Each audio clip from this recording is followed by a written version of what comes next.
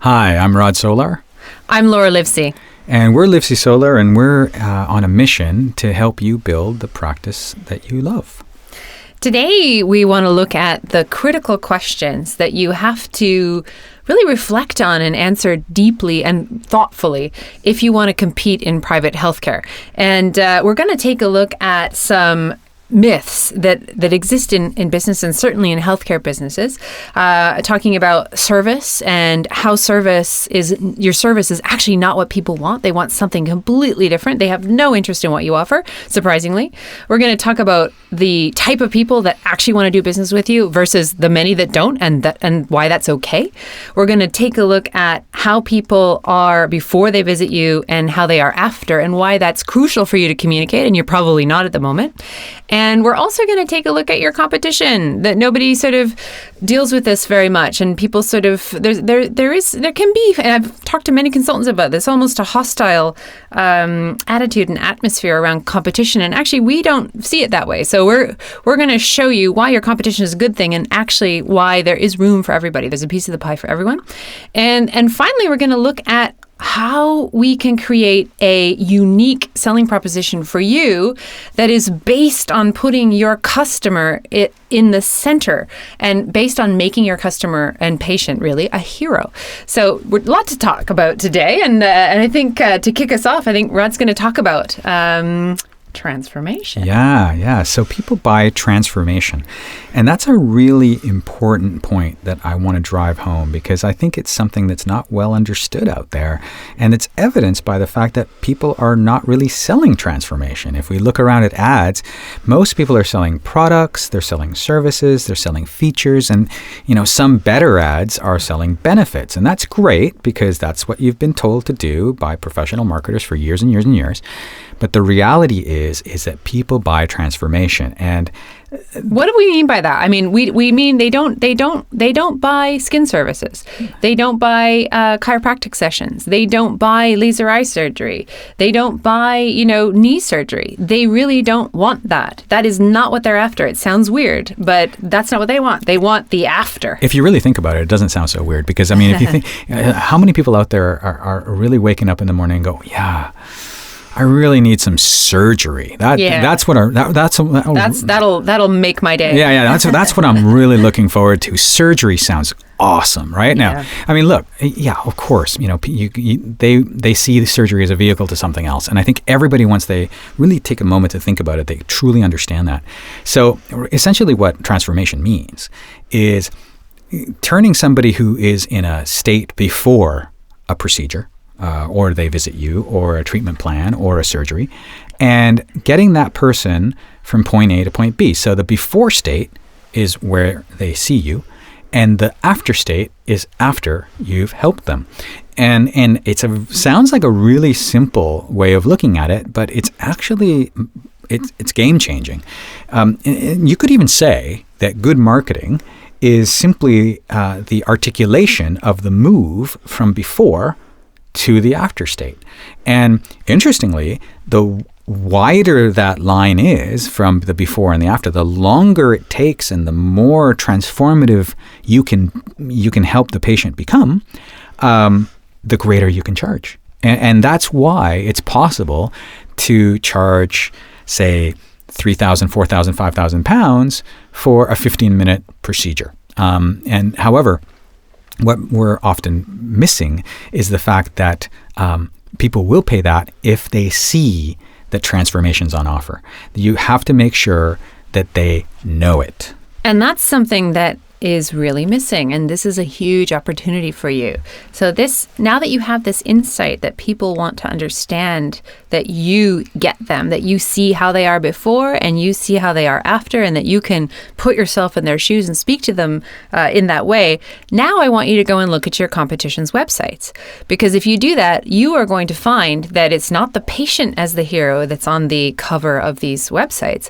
It's the surgeon or the consultant or the doctor or whoever's providing the treatment or their team. Yeah, it's very, very common. Or worst of all, is your building. Yes, your front door. As if you're in the business of real estate. Yeah. Or even less interesting is a picture of your equipment.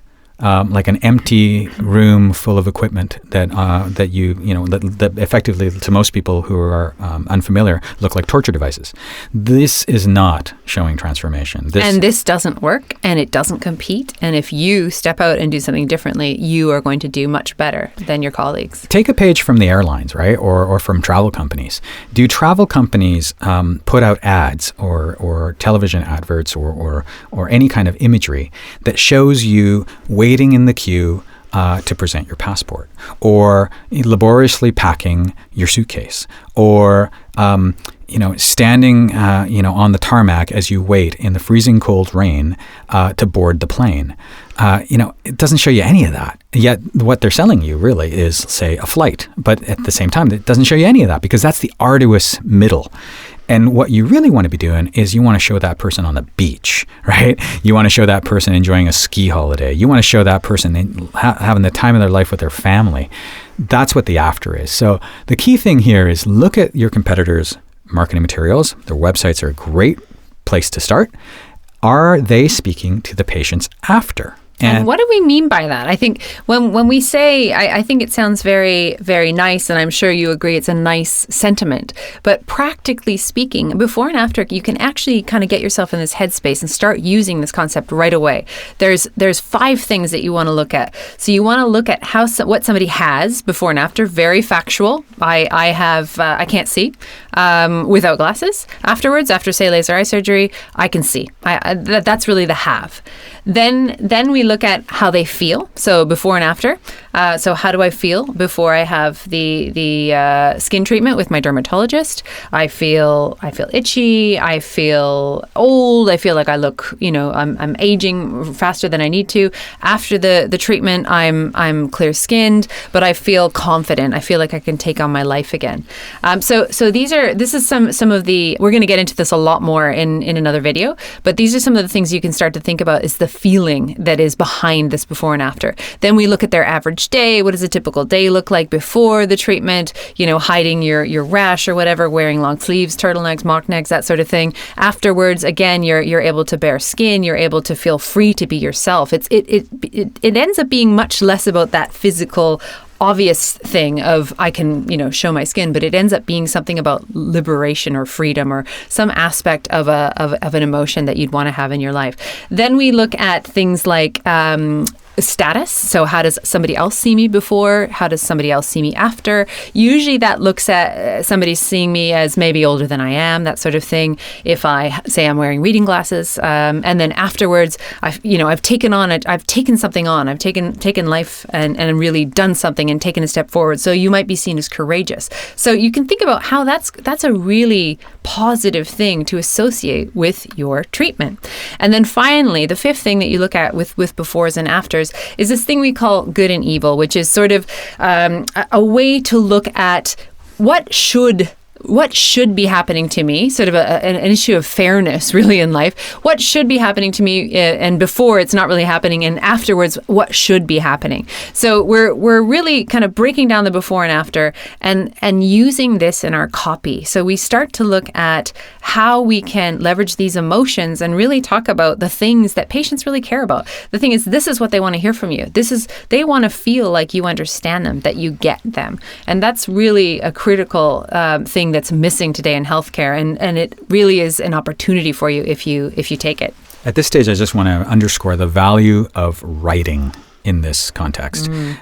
Imagery is very important, and it can really help reveal before and after states in a split second. Yes. But you need the writing in your website, in your email, in your confirmation letters, in your social media, everywhere, to really speak to these befores so that people feel like you're empathizing with them, and to then speak to their afters so that people have hope that you can be the guide to get them to where they want to go. And that's where writing is the heavy lifter in all of this. If you do one thing right, is hire a marketer who can help you to write. And before they can do that, this is why we said at the beginning, you have to really think deeply about this and thoughtfully about what it is that you're offering and how does it intersect with your customers and how do they really feel. And that is also something that you can write that original brief. If you can give that to the people helping you, they are going to be starting by running as opposed to walking. So I think that's something that you need to do and will really help your business if you can actually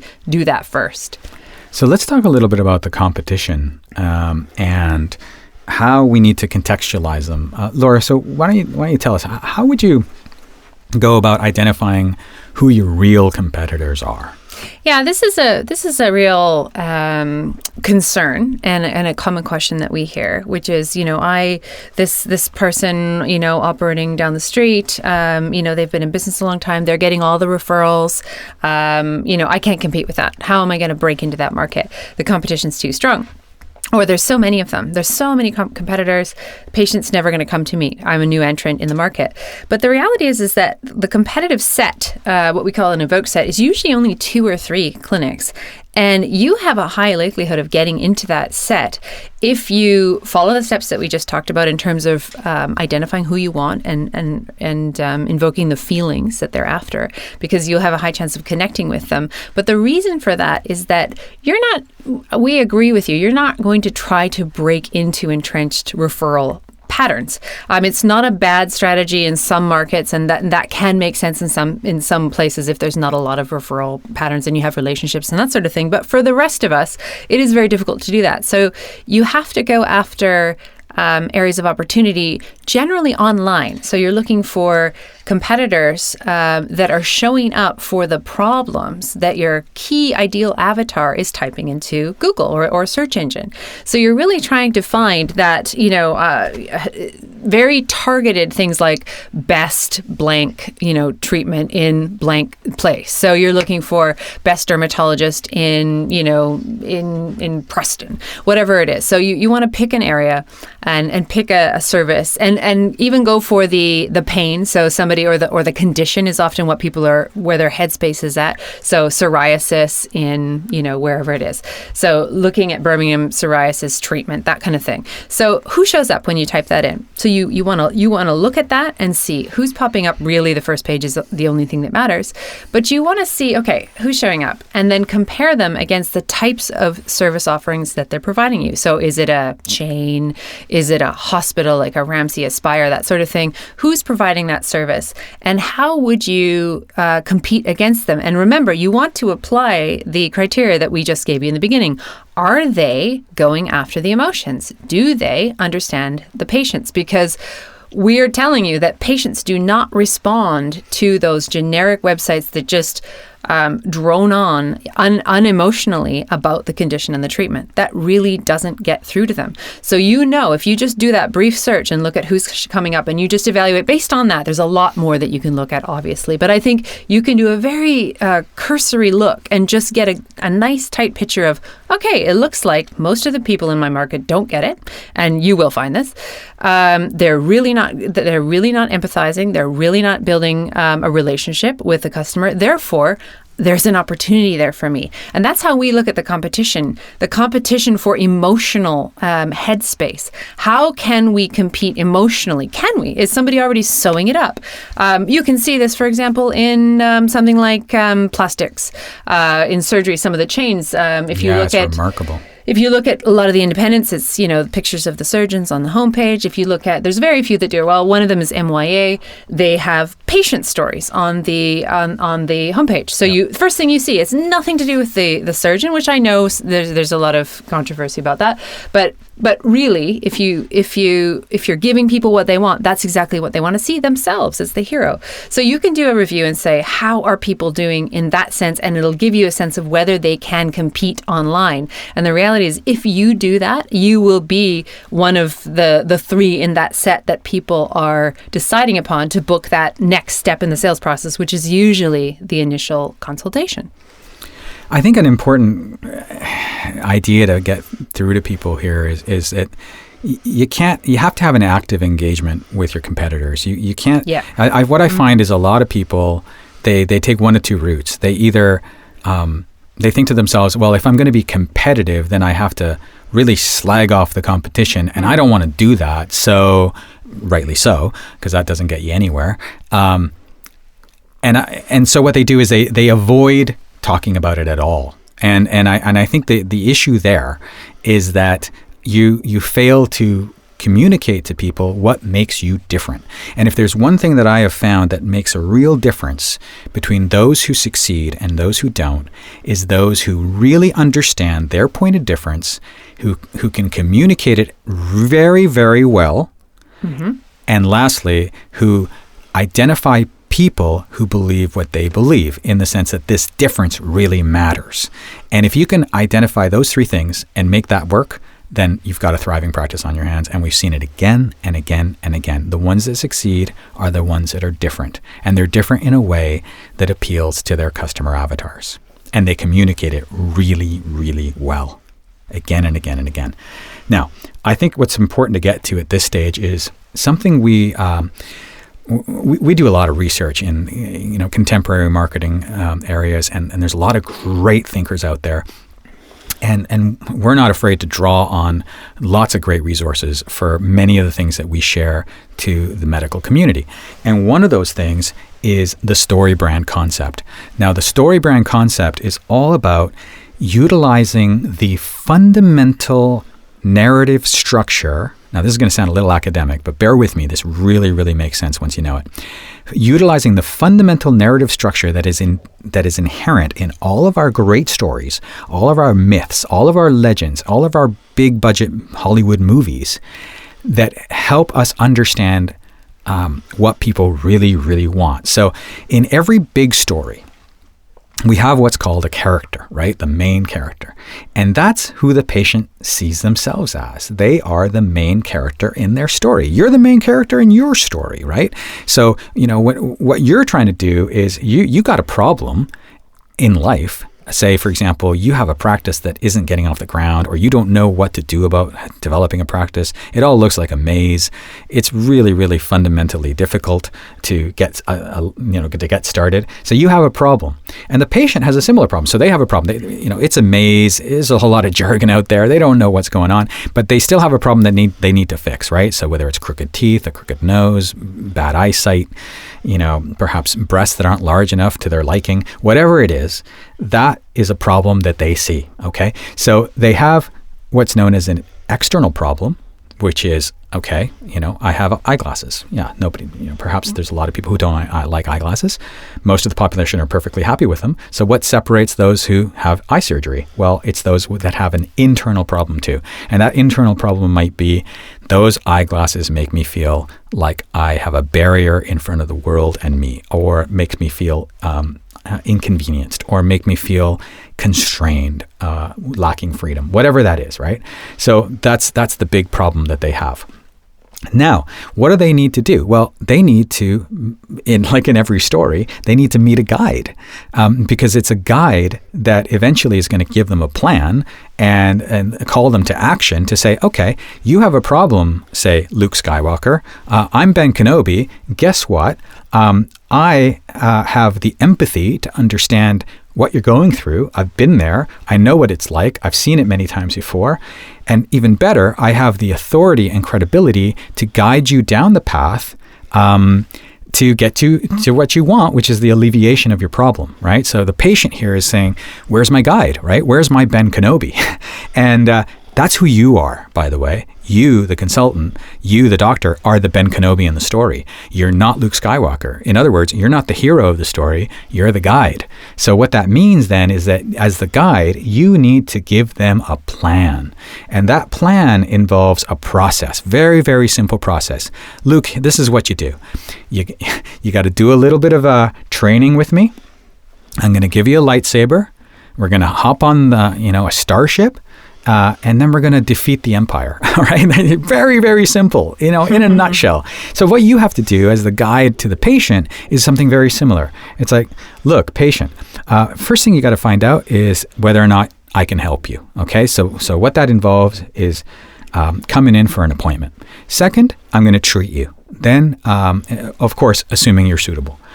Finally, you are going to, step 3, you're going to enjoy the happy life you've always dreamed of. That's the plan. And then what often comes next is, what if it won't work? So you need to have an agreement with them. You need to provide credible evidence for why you're good at what you do. And here's where the normal information that most people barrage, potential patients with comes in. You do need to have it, but it needs to take a back seat to the emotional side that we talked about. So if you think about real estate on a website, for example, all the emotional things that we've been talking about, the before and after, needs to be on your homepage at the top of every page. All of the backup, the evidence, the facts, the research needs to be there because people buy with emotion and justify and back up with logic. It needs to be there at the bottom. So you do need to have it. And one of the things that you want to have is this agreement as to what's going to happen if something goes wrong. And so this is where things like aftercare come in. People that can offer, guarantees if you feel, and we're really strongly, we actually tend to pick our clients based on how high quality their offering is and how much basically anti-buyer's remorse evidence they can provide. So for example, with a lot of our eye surgeons, some of them that say, yeah, if the patient's not happy 100%, I'm going to redo it for them. That makes us very happy because that's really a solid offering. It's something people can get behind. At the end of the day, it does also help to increase sales, but it also helps to create a virtuous cycle of people creating wonderful reviews and staying happy as customers. So that's the next step. And of course, to get them then, once you have this all laid out and they understand and they think, okay, you're my gal, you're my guy, what you need to do is give them a command because this is all fantastic and they're liking what they see. But this is where people often fall off a cliff because they kind of come to your website and 95% plus tend to go away forever. So what you need to do is give them a command and tell them what you want them to do. And it's not buy the treatment. It's take the next little tiny baby step so that you get on the bus, so that you start to figure out, is this for me? Because that's where they're at. They're nowhere near buying anything from you. They just kind of are ready to oh, this sounds interesting. Oh, you could potentially change my life. I kind of want to know more about this. So you have to give them a command, and it's what we call a primary call to action. So you want to have a primary call to action, which is usually a consultation. It's usually sort of the next step. But perhaps for you, it might be, something smaller, a mini consultation or a Skype consultation, or it may be something entirely different. It might be basically it's either a step involving a small amount of money or a small amount of time. And this call to action explains that very clearly. It says, call us now to book a consultation. It basically tells them what to do. And we need to also have a secondary call to action, and it's for those people that aren't ready to make even that small investment. You need a mini investment, and that's usually something where we're going to offer them some high value for no money and very little time. And so the first step that we talked about is called a tripwire. That's that first call to action. We're getting somebody to really kind of take a real big step in terms of getting involved with the practice. The second one I mentioned is a smaller one. It's called a lead magnet. It's something that is either an online quiz or a tiny little 1 or 2 page document that gives them sort of the answer to a burning question they had about this concern that you're treating. So those are the two kind of key next steps for calls to action. Yeah. So, Ben Kenobi, right? The first thing he did, he wasn't like, okay, Luke, now let's go, face Darth Vader and win over the Empire, right? That would have been a big ask. And Luke would have said, whoa. I don't care how good your training program is, but it's not going to prepare me for that. So what did Ben do first, right? So Ben, for example, says, Luke, let's get out of town and let's go and see if we can find a pilot to get us off this planet, right? That's the first step. Then after that, Ben Kenobi convinces Luke to jump on the Millennium Falcon so that they can go and actually identify how to rescue the princess, right? And so they rescue the princess, and that's the second step. And then there's more steps that follow. And Luke doesn't get to, fight against Darth Vader until the second movie near the end. And that's after a whole series of trials that he has to follow until he finally at the very, very end faces his nemesis, which is effectively guarantees him hero status across the galaxy. So really, at the end of the day here, what we're after is two possible ends. The hero sees themselves ending in success, which, for example, in the eyeglasses context, it's freedom from glasses and contact lenses. But most importantly, it's the confidence that comes with going through a trial, going through a challenge and coming out the other end surviving. And that's the kind of confidence you need to provide for your hero as his trusted guide to get him over that hump, or her over that hump, to get to the place where they want to go. Nothing worth doing isn't worth earning. So these people need to get over certain challenges in order to get to the stage where they want to be. Alternatively, and I think it's important to sprinkle a little salt on this dish, right? You can't oversalt it. You put just a little sprinkle of salt, which is letting them know that if they don't go forward now, if they don't move forward now while they're in the process, while they're on the journey, they might end up living in the failure state, which essentially is not progressing from the before to the after, sitting there for potentially years and years and years, suffering the same as they've always suffered, and not getting what it is that they want. But again, you can't overdo it. Just sprinkle the salt, just a tiny little bit in your copy, just a tiny little bit in your messaging, just to remind them that there are stakes here and it matters. Great. So now we want to hear from you. So now that you've heard from us about what people really want to learn about it, and it's not your services, now's the time to pull out that pad of paper, get out the notebook, get out the laptop, and really answer these critical questions. So we're not kidding about this. This will benefit you regardless of whether you just do it yourself or whether you do it yourself and you work with a marketing professional. You want to get these on paper. So again, you want to think deeply and thoughtfully about what transformation are you providing? What is it that is the thing that you're doing for the ideal patient? Who is your ideal patient? Of course, you can have many, many different types of patients. And if you sort of say, oh, my ideal patient is 27 and they have this job and they make this much money and they read these magazines and they do this on the weekend, we're not saying that's the only age that you're dealing with or that's the exact salary. But you want to just get some ballparks as to who is your ideal patient. And then look about what does that person have before they have your service, aka your transformation, and what do they have after they've dealt with it? And then next, we want you to do what we talked about and look at your competition through this lens. How are they communicating to that ideal customer or patient? What are they saying? Are they hitting the mark? Do you think that they're competing with you? Really? Probably they're not. So it's probably a really good thing for you to do. And then finally, what is that hero's journey that potential patient is going through? So really put yourself in their shoes. Think about the process that they're going through. Think about the challenge they have. Think about how you can be their guide to take them through the whole process. Think about what calls to action you can tell them to take. What is the first step in the journey? Is it a consultation? Is it something else? Think about what you can do to alleviate their fears about taking that step. Can you have some kind of risk reversal policy? Can you have a guarantee of some kind? What can you do to make it comfortable for them to take the next step?